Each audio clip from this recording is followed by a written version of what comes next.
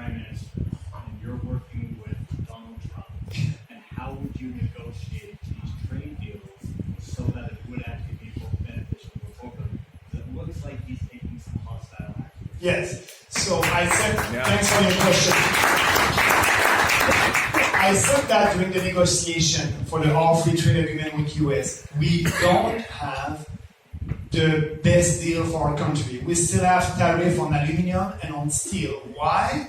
Because the Trudeau government, Andrew Scheer, and all the other political parties in Ottawa didn't want to give to Donald Trump what he wanted at that time.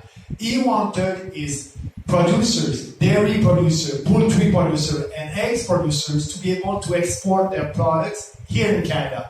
But they wanted, and Justin Trudeau, the first one, to protect the cartel of supply management. So, for me, the position, put that on the table, and if the federal government will have to do that, I think the deal would have been very different. No tariff on aluminum, no tariff on steel, because that, and President Trump can say a lot of things and tweet a lot of different ideas, and he can change ideas and things like that. But on that, during the negotiation, he was very firm.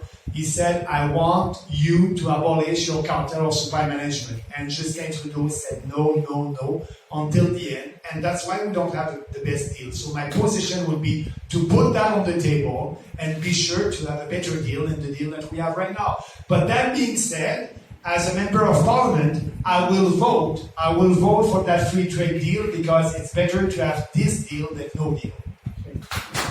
Yeah.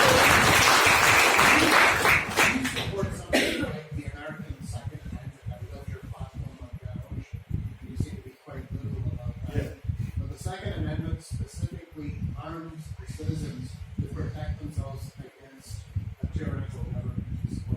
Yeah. No, because I have a platform on gun that is a little bit different than that. Our platform is to be sure that if you want to have a gun in this country, you have the obligation, like you have right now, to do all the psychology, all the tests that need to be done. But for me, as a gun owner, you're not a criminal. And the legislation that we have right now, we are looking at the gun owner like future criminals, and that's not right. So we have a gun platform, and you go on my website, it's something like that. But I want to reopen our constitution.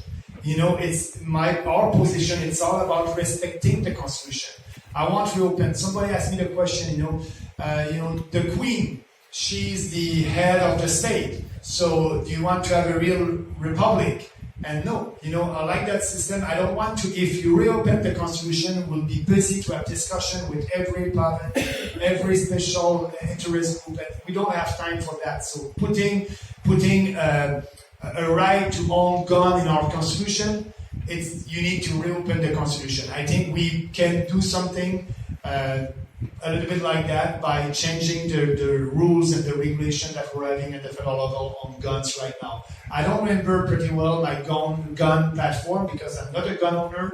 I did that platform with people who knows guns. So if you want to know more about our policy, go on our website. And I've been told that it's a very reasonable and good policy on gun, and that will be safe. That policy will bring safety for the population, and you'll be able to defend yourself. What's happening here? When you must have the right to protect your own property. You must have the right to defend you when something happens. And that's important in this country. So that's part of the property rights, and that's part in our criminal code. You have the right to protect yourself.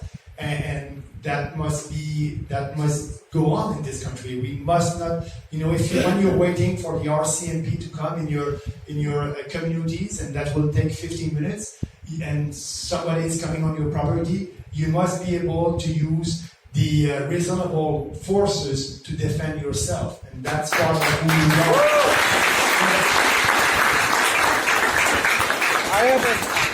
I haven't heard your opinion on the Canada pension plan. I've been paying into it for 35 years. Yeah. And I'm wondering if your policy is to make Canadians wait longer to collect a Canada pension. What is your policy on this?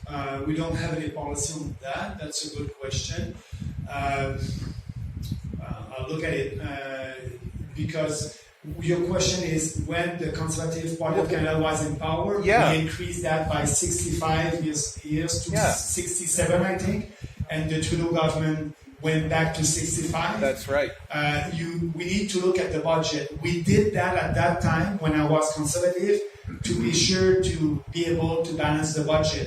But if we do all the other reform that I spoke, the money that we can save, I don't think that we'll need to But what go I'm back saying to that is policy. that's my money. It's Yeah. not the government's money. And- I've been paying into that. Right? Absolutely. Yes. So that's something that should be really thought about very, Yeah, very clearly. I don't have anything in the platform, but I will look at it. And because actually will be the first political party where our platform and our budget will be analyzed by the independent director of the budget in Parliament. So that person will look at our budget, will put a cost on our budget for the first year, and maybe in that process I can look at it. And if we can have something, yes, it will stay at 65 years old, but I cannot promise you right now. We'll have to look at it. But I understand your point. Yeah. One more item. I think we've been here, but this is sort of the last question. So Maxime.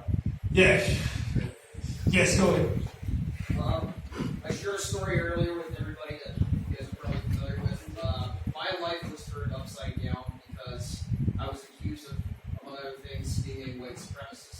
So, because of my political views, and I was suspended from the Canadian Armed Forces. I lost my job, full-time job as a high school teacher. In this country, being a young person, it's easier than ever to either get your reputation ruined online for statements taken out of context. On top of that, now the Liberal government has passed legislation like Bill C-16, which compels speech. What will the PPC do to protect free speech in this country? So I must admit, I did a mistake as a member of Parliament. I voted for C-16, but after that, I received a lot of letters and emails about it, and I had a good conversation with Jordan Peterson about it. That was 2 years ago. And Jordan told me all the impact of that bill on the Human Rights Commission at the provincial level and the federal level. So I changed my point of view, and at that time, that bill was at the Senate, and we passed it in the House, and I voted for it. That was not the best thing that I did. And I did lobby my colleagues at that time, the Conservative colleagues, because I was a Conservative member of Parliament at the Senate, to vote against it. And but too bad the bill passed. But my position on that is yes, we will repeal it for sure. Yeah.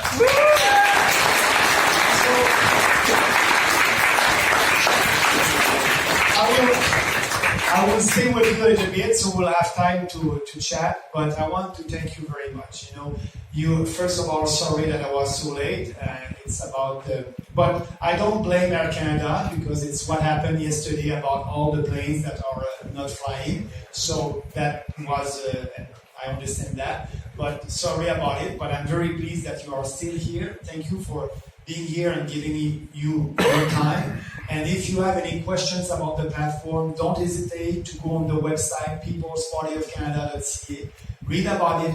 We are in the process right now to rewrite the platform. So, because if you read the platform, I'm saying, when I'll be the leader of the Conservative Party of Canada, blah, blah, blah. So it's the same idea, it's the same platform. We're just in the process to rewrite it, and it will be ready a couple of weeks from now. Just go on the website. And also, be in touch with your writing association.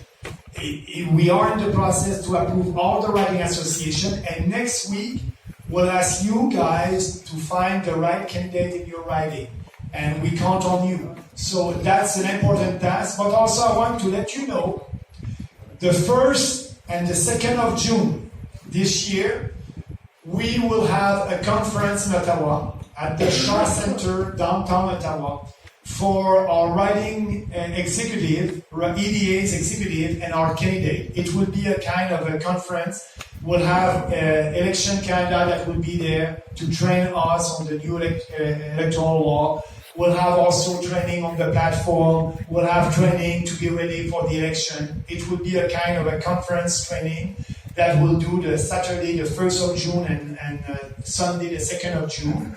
So, and the goal is to have 800 people there. So that, and the journalists will be there, our friend journalists will be invited. They will be able to speak to you, to speak to everybody. So that will be important because after that, we'll be ready during the summer to go out there and to door knocks and to do what needs to be done to be back and having a lot of MPs for the People's Party of Canada. So put that in your agenda if you want. If you're part of the executive of the EDAs or the future candidate, you'll be welcome in Ottawa. That would be free. We will give you the breakfast the Sunday morning. We'll give you the breakfast the Saturday morning. We'll give you the lunch the Sunday for lunch. And no cost for the conference. And we are in the process to reserve some room at a special price for you. So you'll be able to have all these details maybe in 2 weeks from now. So thank you very much. Have a nice day.